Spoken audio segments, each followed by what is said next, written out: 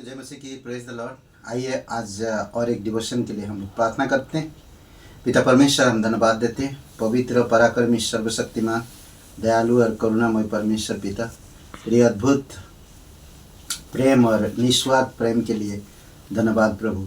दिन प्रतिदिन आप हमारी मदद करते हैं, ध्यान देते हैं, हमें प्रोटेक्ट करते हैं, हमें सही रास्ता दिखाते हैं, हमारी ज़रूरतों को पूरा करते हैं, हमें जिंदा रखते हैं।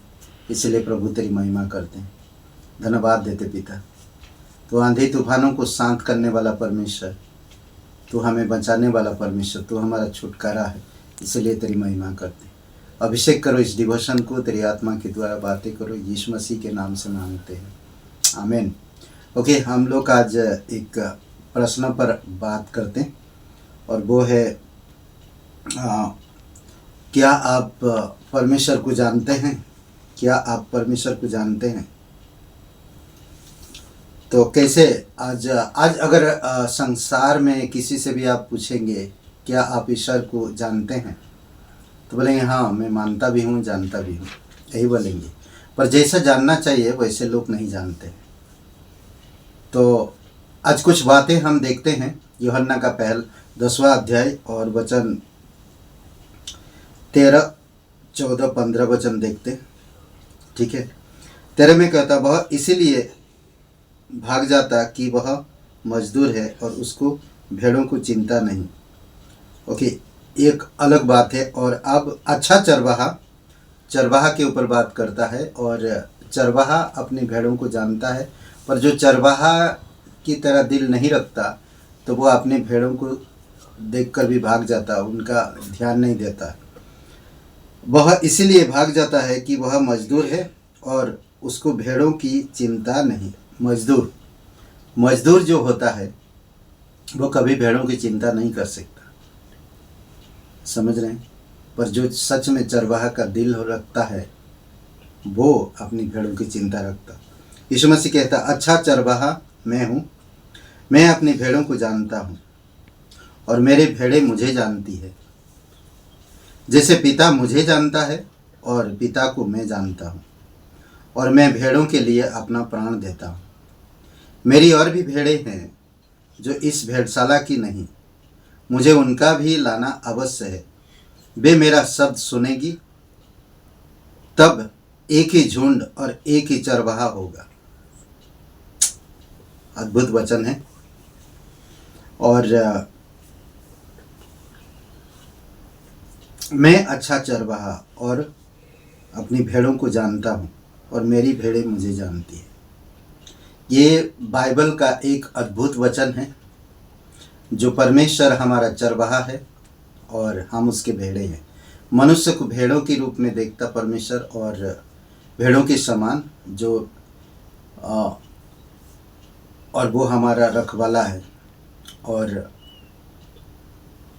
मालिक है।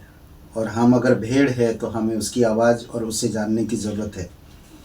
जब तक परमेश्वर हमें व्यक्तिगत अनुभव के माध्यम से प्रकट नहीं होता, हम वास्तव में परमेश्वर को कभी नहीं जान सकते, कभी भी नहीं। बहुत सारे लोग दावे करेंगे, बहुत सारी जगहों पर आप से प्रश्न पूछेंगे, आप ज़रूर ये शब्द की बताए भी होंगे कि मैं जानता हूँ। इसमें एक बात है, हम में से अधिकांश लोग परमेश्वर के बारे में जानते हैं, लेकिन यह परमेश्वर को जानने से काफ़ी अलग है। हम चर्च या कलीसिया, संडे स्कूल, युवा गतिविधियों, पूजा सेवाओं की एजेंसियों के माध्यम से परमेश्वर के बारे में सीखते हैं। कई लोग इस बिंदु पर परमेश्वर की खोज में रुक जाते हैं, नहीं ढूंढते।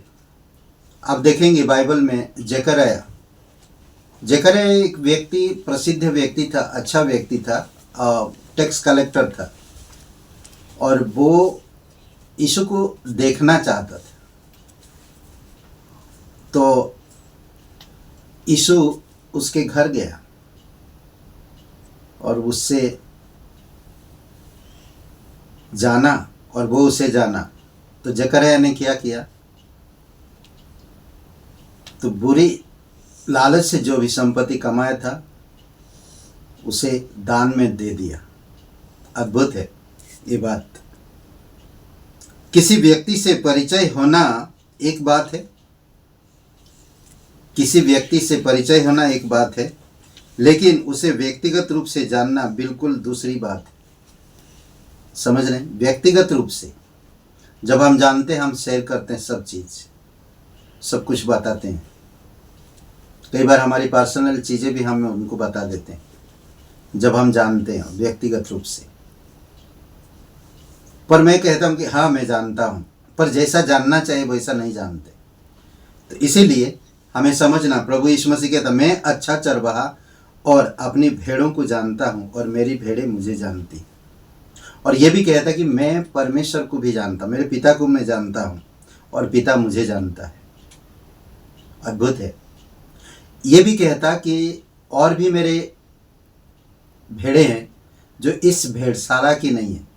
वो कहता कि जो लोग उद्धार नहीं पाए हैं उनके विषय में भी कहता है कि कभी ना कभी वो भी परमेश्वर को जानेंगे और आएंगे।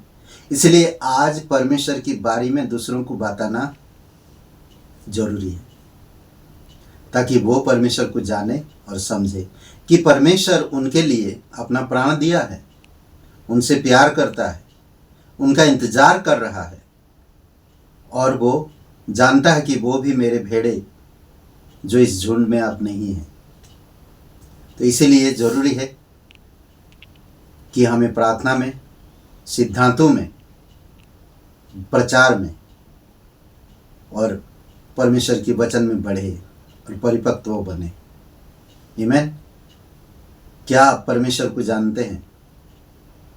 परमेश्वर व्यक्तिगत रूप से जब तक प्रकट नहीं होता तब तक हम नहीं जान सकते।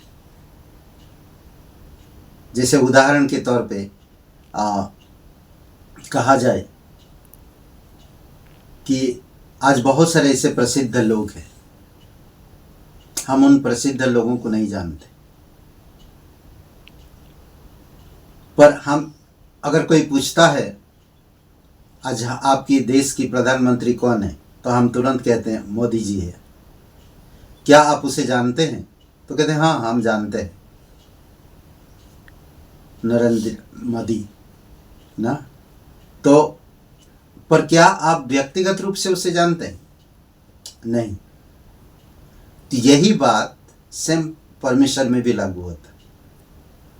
क्या आप परमेश्वर को जानते हैं? हाँ मैं मानता हूँ, जानता भी हूँ। क्या सच में आप परमेश्वर को जानते हैं? तो जैसा जक्कई ने अपनी संपत्ति दान कर दिया